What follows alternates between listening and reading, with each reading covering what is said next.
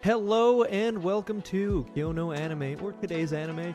I am Matt, this is Andrew, and this is a podcast where we're going to talk about anime we are currently watching. We're going to be starting from the beginning of any anime we watch on this show, so feel free to watch along with us or go on ahead and enjoy. Just like all your friends, you've always tried to get into anime, or that friend who's always behind on what you're watching that you really want to talk about it with, we promise to catch up eventually. Without further ado, we're going to be starting today's episode off with Season 1, Episode 5 of Demon Slayer, or Kimetsu no Yaiba for all y'all Japanese viewers out there. Sorry we went so long in the last episode. It was not our intention. It was just a good episode. It was a great episode. And today we get to kick it off with Episode 5. After completing the final selection, Tanjiro will now be inducted into the Demon Slayer Corps along with 4 others. He returns safely to Nezuko and Orokodaki, preparing for his first assignment. Kick it off, Andrew! Okay, Matt. Well, you see, what I think is really cool is that the name of this episode was My Own Steel, which, leads us to believe some cool things might be happening towards the end of this episode. Oh, that's exciting. Right? I was like, okay, that's a good first thing to kick off on. The name, the episode, it's a good one. But yeah, starting off even stronger, we get a flashback. Oh my god, it was so good. Getting to see Orokodaki fight in his prime, and he was so intimidating. He scared that demon like so much. I was gonna curse, but then I was like, we shouldn't do that right now. we need a minute. We need a minute. We need one solid minute. But Orokodaki was terrifying, and these demons were scared of him, and I'm assuming they kind of sensed how strong he was.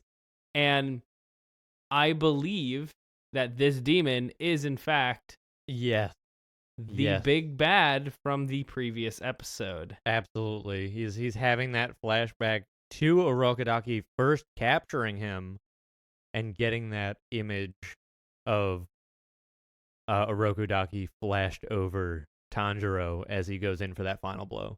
Yes, that scene transition of this is Tanjiro, this is Orokodaki, nope, this is Tanjiro. And for me, really quick, that was like, are the writers saying that Tanjiro starting off is as good as Orokodaki in his prime? I think it was more similar movements passed down from the master. Sure, that makes sense. It does. But I just want to believe that, I mean, you can. This is your own headcanon. No one can tell you otherwise. Well, in my headcanon, that's the writers being like, Tanjiro's that good now. So to be like, the whole aspect of surpassing the master, it's like, it just happened. Just now. I know he's like, really, it's just he's surpassing all his other students. But that's also part of surpassing the master, right? But you also remember how Kyou said, he reminds me of you. Yeah. So now the similarities are shown even more. And they have the same super smeller. I'm just saying. And those might moves, be dad. Man, those moves be slicing demon head. Might be dad. But you know what happened after the fact? We start seeing something that we haven't really seen too much of before. We start to get the demons flashbacks to their old selves, to their humanness. Yeah. As they are dying, which is sad. And guess who picks it up with his super smeller? Of course, it's our boy Tanjiro. He says he senses great sadness. He can smell it. And it's because the demon is going through his past life and all the horrific things that happen. Yeah, I mean, even the demon is like, who is this brother that I'm talking about? And coming to that realization. And then Tanjiro having that look of pity, which I mentioned in the last episode. I accidentally mentioned it in the last episode. But Tanjiro having that look of pity, just like that hurt my heart. Yeah, he feels, again, he's an empath. He can feel everyone's pain. And he it's a unique trait to have, as they said, for a demon slayer to pity a demon. And then Tanjiro prays over him. Yeah, he Like, says, please don't, in his next life, make sure that this man doesn't become a demon again. yeah, and that's a really touching moment that you have. You see, he still has, even after literally everything he has done as a demon, he found out about Sabito and Makomo. I'm gonna keep doing this. Makomo, yeah. Yeah, Makomo. And he finds out how tragically they were defeated, and he still offers up a prayer to the soul of the demon. Well, not only that, it's the reason why the demon remembers that he has that he had a brother in the first place and everything like that. And like when Tanjiro goes and holds his hand, and he then it flashes to a little kid running up to his big brother and asking to hold hands while they walk back to their house. And then the tears on the demon as he's fading and withering to nothing. Yeah, making his humanity come back in the very end. Like that's Tanjiro's third superpower. That's intense. We stuff. found it. Oh God, he has more. He has so many. Well, right now it's just 3, right? He's got the super smeller, he's got the iron head, and apparently he has the ability to, at least when he kills a demon, to bring back its humanity for a little bit. But that's just through his power of empathy. Yeah, which we all have. We all got that. But then, it kind of cuts away from that. So I thought there might be a little big how do you do when the episode first started and I first watched this. I thought, yeah, there's no way it was that easy. There was no way that it ended that quickly. It obviously wasn't an easy thing. Well, no, to I mean, immediately after it was the Tanjiro didn't really have a moment to rest. He was fighting the whole rest of the time while 7 days on that mountain, man. Yeah, well, 7 days while stopping and asking the whole time, how do you turn someone back from becoming a demon? And nobody was answering. And again, I think it goes back to the starvation that those demons were facing. They're not talking anymore to you because... Well, the only one that spoke to him is one that specifically stated that he had fed a lot. Right? Is the one powerful mutated one that he fought in the last episode. So you get a bunch of that, and then it opens up onto him in the Wisteria field. Yeah, him realizing he's in the Wisteria field after running. And he's like, I made it. Yeah, and those 7 days up. Now after, what did we say last episode? About 20? 20 or so. Now only 4 remain. At daybreak on the new day. So there's 4 people having clearly passed. Did I do the recap? I don't remember. We'll have to, I guess, listen back or add it in a little later. Okay. I don't remember. I don't think so. If I'm recalling, I don't think we got to it. All right, well, really quick. My mistake. After completing the final selection, Tanjiro will now be inducted to the Demon Slayer Corps, along with 4 others. He returns safely to Nezuko and Orokodaki, preparing for his first assignment. I feel like I did do that. I don't remember. Either way, it's here now. And... Listen twice. Enjoy.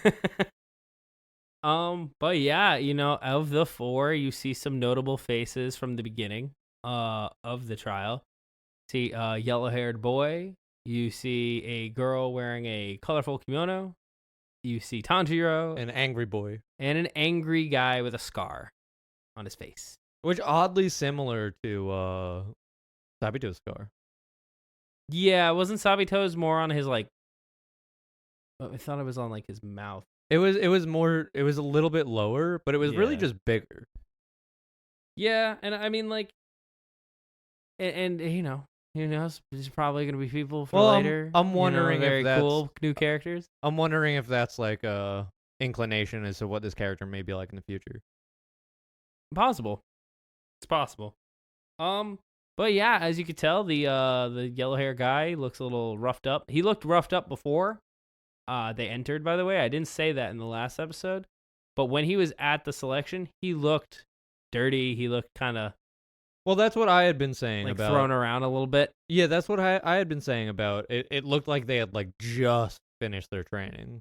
Like there was no respite like Tanjiro had. And now he still looks like that, probably a little more worse for wear. And he's mumbling under his breath. He's like, I'm probably going to die. I'm going to die soon anyway. He just keeps going like that in a full panic state, even though he somehow had the chops to get through this. And it doesn't look easy as, again, there are only 4 remaining. It feels like it's understandable to be like that to a certain extent. I mean, it's like a good trope to have in like horror-based scenarios. It's like, this is the most realistic reaction. Yeah. He being the most realistic. He was like, I made it, but I'm just going to die anyway. It doesn't matter. He's like, I did this, but who knows how much longer I'm going to be living. Like, jeez. But yeah, that angry guy, he kind of like kicks things off and he just starts yelling that he wants his sword and he wants to go. Oh, well, they were explaining how they'll get their uniforms, but first, they get crows. I want a crow. Yes. What? Those are Kasugi crows. They relay information to the demon slayers. Yes, about their assignment. It's very cool. They have a network of crows. But right before that, we actually learn about 10 ranks that exist in the Demon Slayer Corps. And they have started on the bottom of the rung as a Mizunoto. That's right. Which is rank 10. And that is everyone who comes out of there. And, you know, you will meet the highest ranking ones, which I believe are Kinoe. So that'll happen in the future. Well, we get that little glimpse of someone being like, "Oh, my children grew today. The number of children that I have grew today." Yeah. And like he has such a soft and like mellow tone. He has to be OP. There's nobody's that chill. Something's gotta be going on with that guy. And I mean, obviously, later down the road. I mean, it sounds like he's the leader. Yeah, I mean, if he's saying more children, and he was kind of, almost sounded surprised. He said 4 people still. The thing that got me about that was that he said excellent. Excellent. Like, oh, he said only 4 made it. Excellent. It's like, whoa. I mean, that might be more than normal. Maybe. Well, I mean, obviously, we're not too sure because this whole thing operates differently. Well, at a point, if you're sending in a whole bunch of kids into a forest and they're dying, wouldn't you start to think that maybe the demons inside are getting stronger? It's possible. I mean, like, that's the whole premise, right? The more they eat, the stronger they're going to get. Yeah, but again, like the seasons that they don't eat, I feel like I guess maybe they'll die off. Yeah, I think that's why they have to constantly feed them. That makes sense. Which is why that one lasted there, what you said, like 43 years or something? 47. 47 years. Yeah. So he lasted that because I think he mentioned, again, he ate other demons instead of people. That's true. So that's probably the only reason why he survived that long, and most of them don't. Okay, yeah, that makes sense. Yeah, so that was I'm like, unless they're doing this every year, but it still gets me that guy was like, great. Like 20 kids died. Great. Awesome. That's fantastic. I love that. But, you know, next, Matt, this was probably one of my favorite moments because it's like that nerd in me. They were like, you're going to go ahead and pick the ore that your swords are now made of. Oh yeah. That was get me geeked a little about it, you know? Yeah, that was the metallurgist in me being like, "Oh, well, like selection of steel like is such an important part of how much metal needs to be worked in order to be used." So it's like that really, the whole thing about that is like you're asking someone, and I know that's like a common trope throughout like a lot of animation and like storytelling of like, oh, you know, they chose their own steel, but it's like, unless you have a super smeller or have worked with steel, then like you're not gonna be able to distinguish a good from a bad ore. And some ores, especially from Japan, because they're like the whole reason why katanas had to be forged and stuff like that, because they had really impure steel. And making all those folds in the steel would take out the impurities. So, like, if someone picks a bad hunk of ore, then they might not even be able to have a sword because it couldn't be made into one. But Like, somebody's gonna get a fucking pocket knife. yeah. So did you notice the like cut before it goes to that mysterious figure that you were like, oh, 4 survived? It kind of like was after Tanjiro picked up his ore first. Oh, well, first Tanjiro has his, I'm gonna stand up to the bully moment. I think that happened. That was before they revealed the ore. Is it? Because Yeah. I think they mentioned that you're going to pick an ore, but before they revealed the ore. Yeah, so that angry guy steps up and starts grabbing one of the doll-like person's hair and just like thrashing. Yeah, the her one with the around a white little hair. bit. One has white hair, one has black hair. And Tanjiro says, if you don't stop this, I'm gonna break your arm. Yeah, grabs him by the forearm. And he was like, try it. And then he feels how strong Tanjiro is and knows this is not a joke. Yeah, he's like gonna one hand break your arm. Yeah, right now. 100%. Well, if you notice, Tanjiro used the breathing technique. I did not actually. I did not see that. Yeah, there was that really short. It was like 1 second of him just like doing that inhale. Oh jeez. And then messed up. And then all of a sudden it was like crunch on his forearm. Oh, but yeah, no, that was such like I was like, dang, Tanjiro, you're being a good boy, but also a badass. This is like a new side. It felt like a turning point for Tanjiro, and like having that stern look on his face, which is something that we haven't seen on Tanjiro. Like every other time he's stood in front of danger, it's a look of fear, and this time is standing there with confidence and stating, "I'm gonna do something if you do something." Yeah, or if you don't do something, I should say. Man, that was such like a very, very kind of cool moment. Really him, big moment of character growth for Tanjiro. Yeah, because you see Tanjiro, he feels like, oh, these are people too, so I'm not gonna be like an ass. But then he's like, no, but I will defend this person. Yeah, well, I mean that's Tanjiro. Unwarranted like aggression, dude. Like, stop. Yeah, chill out. But like what I was saying before, when they unveiled the stones, he grabs his stone and then it cuts to that guy when he was like, oh, there's 4. I wonder what kind of swordsman there'll be.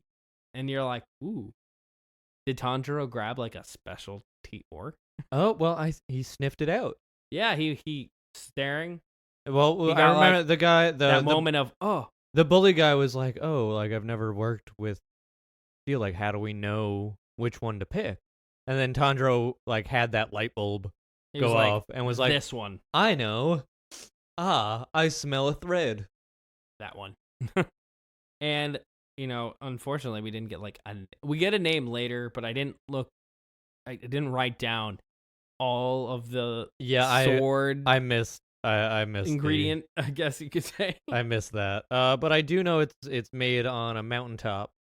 Yes. That is constantly is making the swords able to absorb sunlight. Yes. So the way they're actually killing demons is having swords that are capable of basically wielding sunlight. Yep. Within the blade. Because daybreak kills the demons. Right, and that's the whole reason, right? Yeah. So I mean, make an the thought axe. process behind it. Make an axe. But after that scene, it kind of is like a little bit of a jump. You see Tanjiro struggle walking home with like a big old post as like a cane. Really quick. Yeah. Jumping back to the whole like my children grew today thing. Mm-hmm. His crow had a scarf. Yes, it did. That is amazing. I want great. that. I want that in my life. It's like the transponder snails in One Piece. They all have like the personality of the person talking. Oh yeah. I forgot about that. Yeah, it's very weird but very awesome. Well, I guess it makes sense then that one kid got the sparrow. Mm-hmm. And the sparrow was like a jerk to him, which was hilarious. My God, so good. But also, sparrows can't mimic speech or anything. I wonder if they'll like tie letters to them. But anyway. Oh, actually, that's a question that I had too. But we'll talk about that when we get to it. Yeah, then he has this arduous journey home. We're just like, dude, just take a break. Yeah, he wants to get back to Nezuko and Urokodaki. I feel like he would have got there faster if he just, took 5 minutes. Took a nap. Like, Yeah, but honestly, that's Tanjiro. He's more concerned about, Urokodaki and his sister. yeah, but then he finally makes it back, and what does he find? Nezuko flying kicks open the door and just like Runs outside, just like, hey, wide awake, like, and we get that really happy moment of like, Nezuko, oh my God, finally like, she's awake. Yeah, after and he's returned. I'm like, how long has she been awake? Did she just wake up? What is happening? Oh, that's a good question. Because I don't know if they answered that. No, but I think what we did get is that Nezuko photosynthesis. like at one point Tanjiro asked like, "Oh, do you think that's something to do with like her blood power or He's whatever like, it's called?" nah. And he's like, "No, I don't think so. I think she regains her energy by sleeping Instead of eating. So photosynthesis." Not too sure, but Without sunlight. it's a funny prospect of like, this is what happens. Chlorophyll. Like she just sleeps and then she's good. But then also another thing happens. She bolt tackle hugs him, and Urokodaki also comes in for a big group hug. Yeah. And that was a big awe moment for me. I was like, oh my God. Family. Urokodaki. Oroku Dadki. Oh God. I'm so close to saying the other thing. I need to not. Yeah, I know. I know you are. Urokodaki, he's here. But like, that's just like a great heartwarming moment. Yeah, and then pretty much immediately after we get a 15-day jump.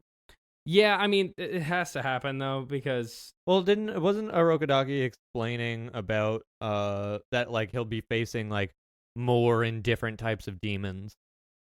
A little bit, but he also was elated the fact that Tanjiro defeated that other demon that he put in the mountain that kept killing all his students. Yeah. So the fact that Tanjiro made it back means good things have happened. Absolutely, and the end of Urokodaki's students being slaughtered. Yeah, and I mean, and I also feel like this is kind of like, he definitely has this weighing on his mind the whole time. Oh, absolutely. Having had put that certain demon in the mountain. Well, not only that, it's both, right?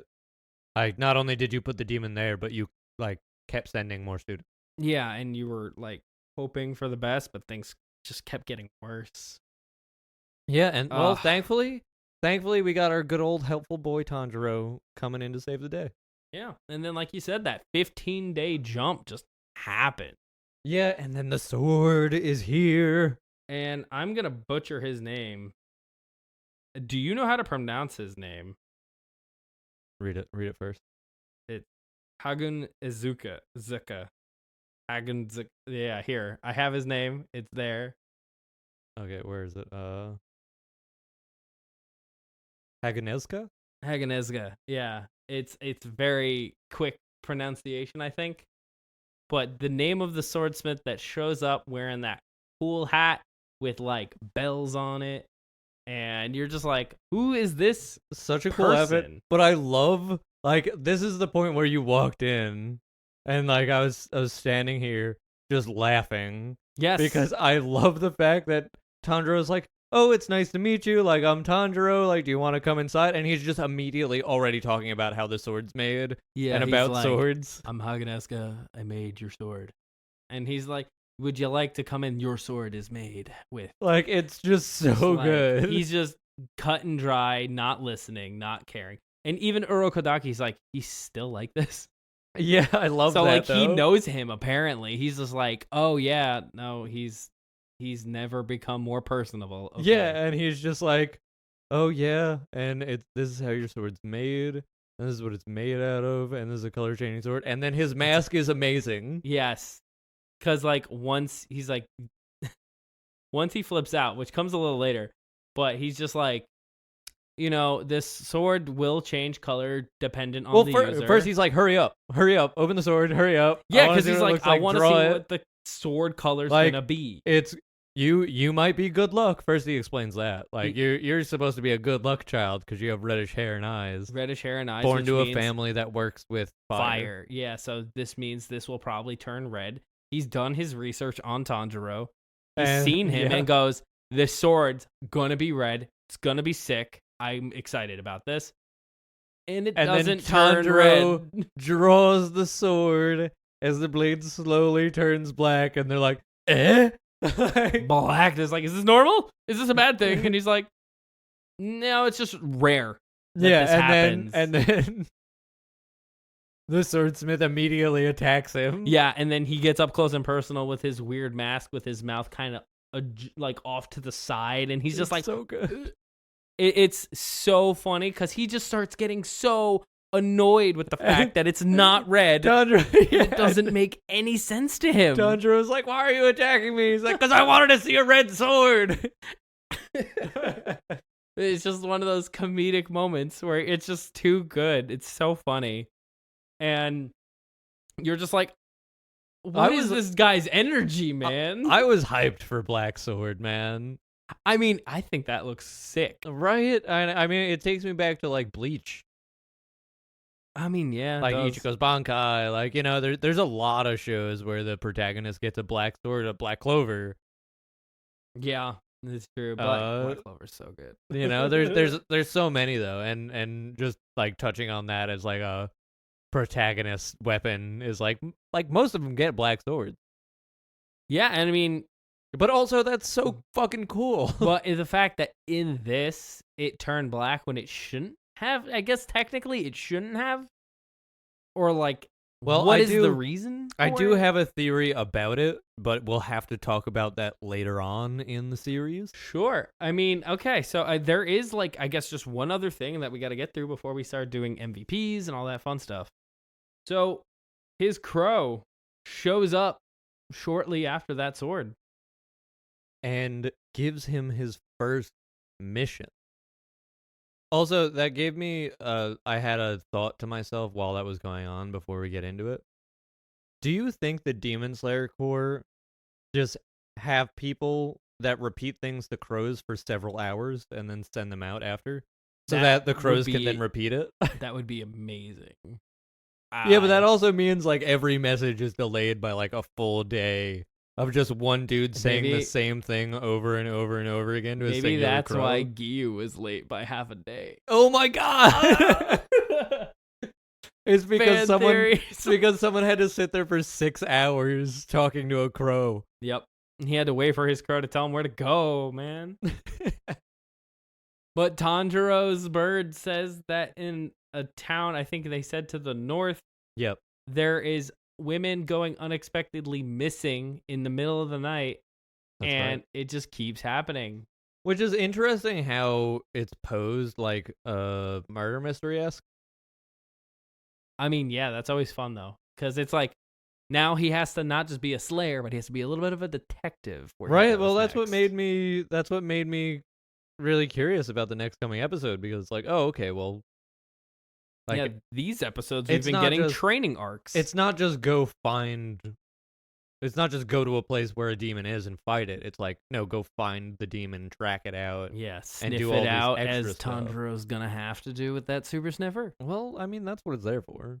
Yeah, I mean, but it's like one of those things where it's like, now we get to see how maybe some of the rest of the show is gonna be like. He's gonna go somewhere and he has to do a little more detective snooping to figure out where the demons are striking, if anybody knows anything, and that's new. That's a new thing. Well, it's exciting to me because it's like, I mean, I like detective stuff. Like, I like mystery stuff and stuff like that. Oh yeah, no, they're very unique, and the fact that it's taking place in this time period and no one's really sure why this guy with a sword just shows up and is like asking questions about the missing women.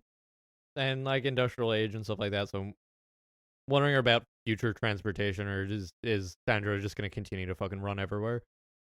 Okay, but Matt, so I guess we could either go right into MVP or Well, why don't you? what missed? What's your favorite scene? Ooh, God. So my favorite scene, like I was like ready jumping on it, was just picking the ore. Like again, Okay. that gets me totally geeked to know that he's gonna get this custom weapon and it's gonna be really cool and unique to him. And it was the sword turned black at the end of the day. Yeah, Which is something completely unique. My favorite scene, hands down, was the swordsmith. I got such a kick out of that. He's hilarious. You gotta love it. Like the mask is fantastic. Like Tanjiro literally thought it was a clown mask. And like him just completely ignoring Tanjiro to talk about the swords. And then Tanjiro asks something about the swords, and that's the only thing that made him pay attention to him. And was just like, "Oh, this is your sword. I made it. It's beautiful. Look at it." And it's like the only thing that this guy cares about is the sword, and he's hilarious throughout the whole process. That's totally fair. Also, I guess we'll go into Matt. So like, what missed for you in this episode? I have something that missed for me. So and it's like nitpicking. I guess it's the same for me. It is a little bit of nitpicking. It was. See, it's actually kind of a toss-up for me. So it was between the scene where Tanjiro was going back and being literally, I was like, "Why? Like, you take 5 minutes, Sleep, like just nap, please, dude. like, dude, Short rest. not even just 5 minutes. Just take 5 minutes. You literally are not stop walking until you're passing out. You probably got a quarter mile in the last hour when you could have taken a 5-minute break and been 3 miles ahead. Like, you'll get home faster, dude. Like, That's fair. you gotta rest when you gotta rest because That's you're not really fair. like you're just slowing yourself down. Yeah, he's like pushing it too hard. He's literally just coming off of a mountain from 7 days. Yeah, so that was actually not my pick for what missed for me, although it did, because that did miss for me. Okay. It was one of those things where it's like Common sense, please. Yeah, you're showing hardship where hardship is not necessary. Okay. And what was your actual pick then? So my actual pick is also my pick for MVP. Okay. The Crow is the MVP. Okay. Yeah. Without these crows, nobody's getting anywhere, and there is some kind of infinite backstory on these crows that we will never know. Because these crows can fully verbally communicate. And like what? Like, so the Demon Core literally can't function without them, first of all. Yeah. Because might be like a secret way of doing it too, because like they said, they have to operate outside. Yeah, but it's like, also, are these demon birds? Because look, crows are among the most intelligent birds in the world, and Japanese crows are massive. I have stood next to them. Oh my god, huge. Truly massive. Like they'll put up spikes in Japan that are like 5-6 inches long. The spikes, and the crows just sit on them. They don't even care. They're like they're that big. So that's absolutely my pick for MVP. I absolutely despise the voice of the crow. Yeah. Oh. It's just I hate how they made him sound like and it's like just like you're going way too far into that. You know what I mean? Like it seems like you enjoyed it, but I hated it. I did actually kind of find it funny. Like I hate it. But that's just like the dumb humor that I like. That's fair. You know, I'm not knocking you for liking it, but I don't. Well, then I guess I'll give you my 1-2 of like, something that missed and my MVP.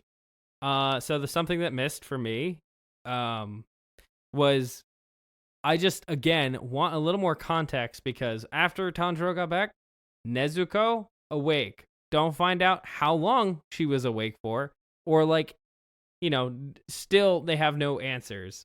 And, that's just like, I want them. And I can't really recall any answers coming anytime soon from like first watch through.